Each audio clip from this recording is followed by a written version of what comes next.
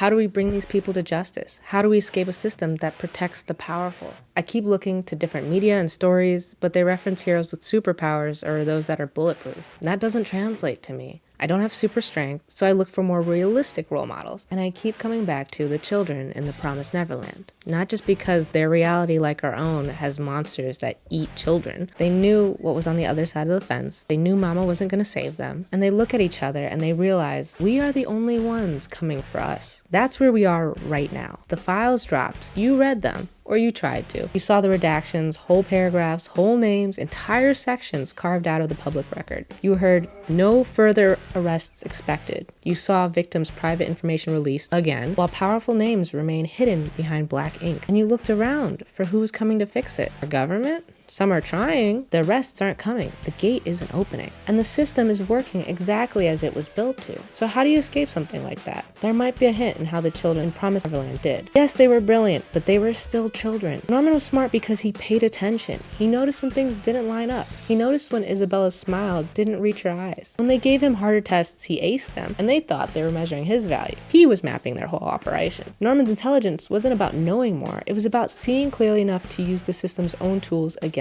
it. Ray was smart too, but that's not the point. The point is that Ray knew. He figured out the truth when he was still small enough to be carried, and he had to sit with that knowledge alone for years. And he wasn't distant because he didn't care. He was distant because caring hurts when you feel powerless. So he read, gave him a place to put his fear. But it's truly because he didn't know how to stay present without breaking. That's where I am right now. Staying present matters. Then there's Emma. Emma wasn't a saint. While Norman calculated and Ray strategized, Emma looked at the little ones holding her hand and said, no. No, I won't leave anyone behind. No, I won't accept that some people are disposable. Emma was too stubborn to accept that sacrifice was the only option. So here we are. The documents missing, and those available are redacted. The powerful remain unnamed. The system says no further action expected, like that ends the conversation. And you look around for someone to save you. You are not waiting for Norman. You are Norman. You pay attention, you keep watching, you notice patterns, you read beyond headlines, you question without losing yourself to it. You are not waiting for Ray. You are Ray. You sit with uncomfortable truths, you don't look away, but you don't let despair freeze you. And you are not waiting for Emma.